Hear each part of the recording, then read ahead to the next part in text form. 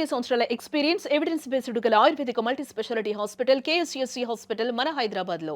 అంటే ఒకటి చెప్పండి. సజ్జల రామకృష్ణారెడ్డి గారు ఆయన వచ్చింది పత్రికా రంగం నుంచి వచ్చారు. సరే ఆయన అన్ని శాఖలను చూసారా లేదనేది పక్కన పెడితే, ఆయన వ్యవహార శైలి వల్ల హర్ట్ అయింది మీరు ఒక్కళ్ళేనా? ఇంకెవరన్నా ఉన్నారా? నాకు తెలిసి అయితే ఎవరు లేరు.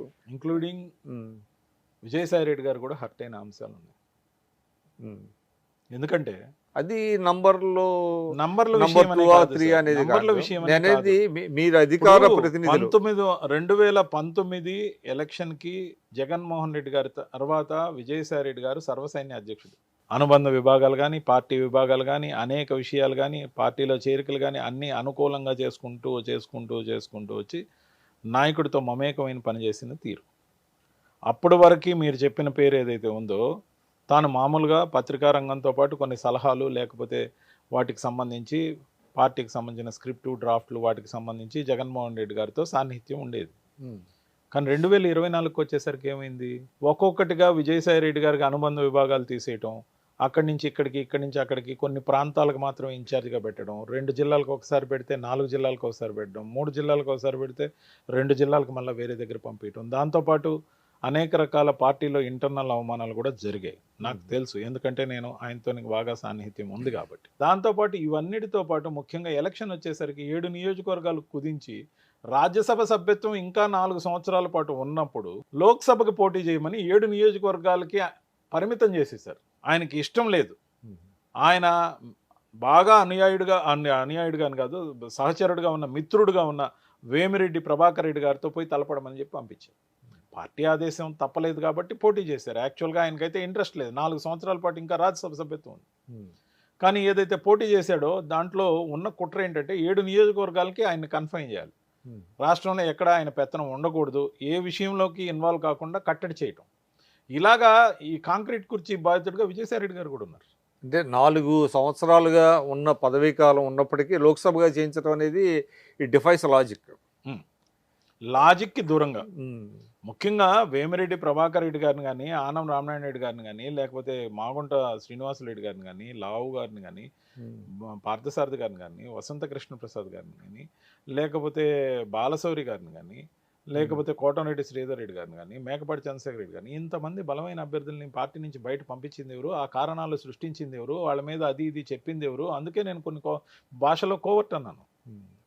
సరైన సమయంలో సరిగ్గా పార్టీలకి అభ్యర్థులు లేని సమయంలో ఆ క్రమంలో వైఎస్ఆర్సీపీ నుంచి ప్రముఖమైన నాయకుల్ని పంపించి, సార్ 1983 నుంచి తెలుగుదేశం పార్టీ ఎస్టాబ్లిష్ అయిన రోజు నుంచి బ్రహ్మాండమైన చరిష్మాతో ఎన్టీఆర్ గారు పార్టీ పెట్టి 9 నెలల్లో అధికారంలోకి వచ్చిన సందర్భంలో కూడా నెల్లూరులో 10కి 10 నియోజకవర్గాలు ఏ రోజు తెలుగుదేశం గెలవలేదు.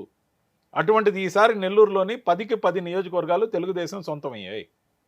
గతంలో కూడా ఎన్డీఏ కూటమి ఉంది, అప్పుడు కూడా కాలే.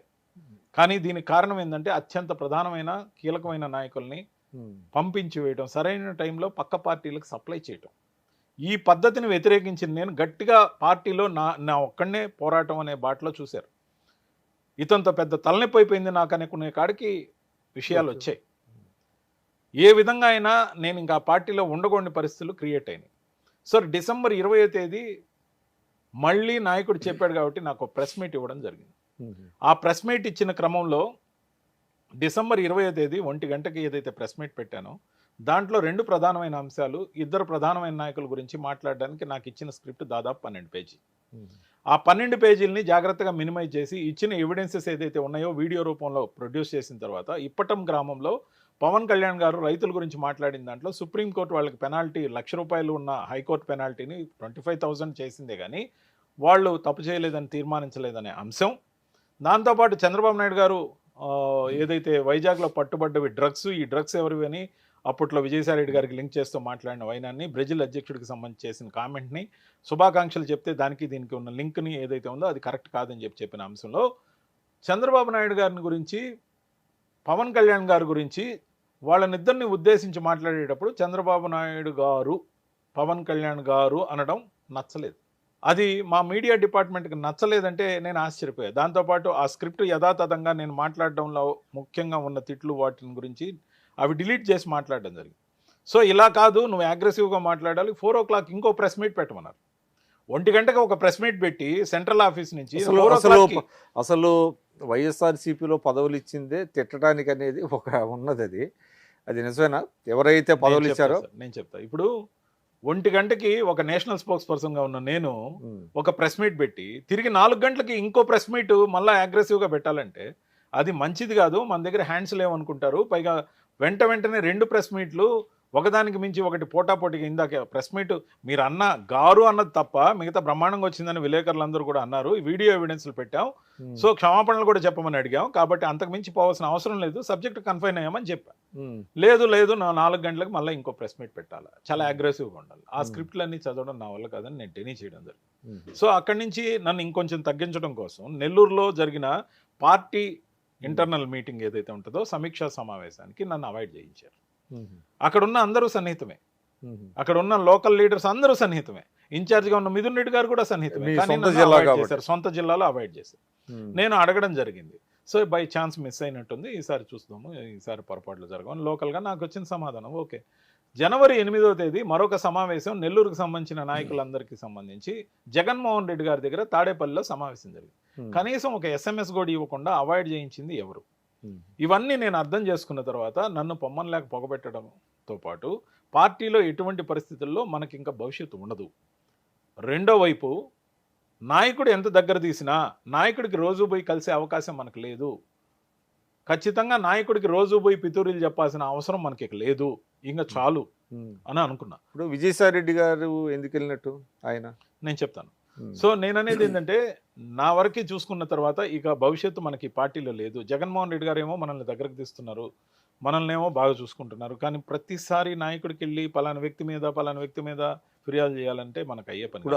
ఆయన వదులుకోవడానికి సిద్ధంగా లేడు. పైగా నేను నిర్ణయం తీసుకునే రోజుకి 45 రోజుల ముందు పార్టీకి సంబంధించి 2 జిల్లాలకు ఒక కోఆర్డినేటర్ని చొప్పున ఉత్తరాంధ్ర జిల్లాలో విజయసాయి రెడ్డి గారికి, అలా మిగతా అందరు లీడర్స్కి 2 జిల్లాలు ఒకరికో జిల్లా అలా ఇవ్వడం జరిగింది. అలా ఇచ్చిన క్రమంలో నేను చెప్పిన పర్సన్కి మొత్తం పార్టీకి చీఫ్ కోఆర్డినేటర్గా ఆంధ్రప్రదేశ్ మొత్తం మీద ఇవ్వడం జరిగింది.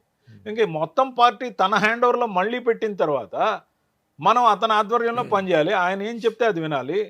ఇక్కడ జరుగుతున్న తంతంతా కూడా ఆయన ఎంతగా తీసుకుంటున్నాడా తీసుకోవటం లేదా అనే దానికి ఇదే సాక్ష్యం. ఆయన ఎవరిని వదులుకునే పరిస్థితిలో లేడు, ఇది మనకు నచ్చిన అంశం, అవసరం లేదు కాబట్టి బయట రావడం జరిగింది. సో విజయసాయి రెడ్డి గారి వ్యక్తిగతమైన నిర్ణయం, ఆయన ఏం అవమానాలు పొందాడో 1-2 నేను చెప్పా.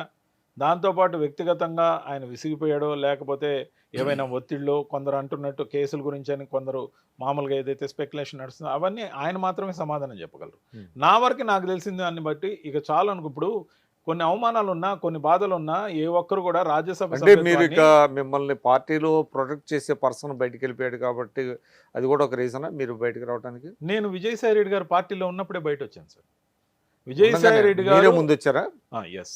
విజయసాయి రెడ్డి గారు పార్టీ వదిలేస్తారని నాకు కనీసం కూడా తెలియదు. నేను జనవరి 18వ తేదీ ఏదైతే పార్టీలో జాయిన్ అయ్యానో కనీసం ఆ రోజుకి కనీసం అటువంటి స్మెల్ కూడా లేదు. 2 నెలల క్రితం నవంబర్లో ఒకసారి విజయసాయి రెడ్డి గారిని కలవడం జరిగింది. ఆ రోజు నేను సాక్షి టీవీలో కూర్చొని మాట్లాడిన మాటలకు వివరణ ఇవ్వడం జరిగింది. నా ఉద్దేశం ఏందో చెప్పడం. మిమ్మల్ని పిలిచిన యాంకర్లను ఏం చేయలేదా? వాటి మీద క్రమశిక్షణ తీసుకోలేదా? ఎవరు సార్? ఇప్పుడు మిమ్మల్ని పిలిచి అంటే మీరు పార్టీ దీనికి వ్యతిరేకంగా మాట్లాడారని అంటున్నారు కదా, అంటే ఆయనకు నచ్చని విధంగా మాట్లాడారు సార్.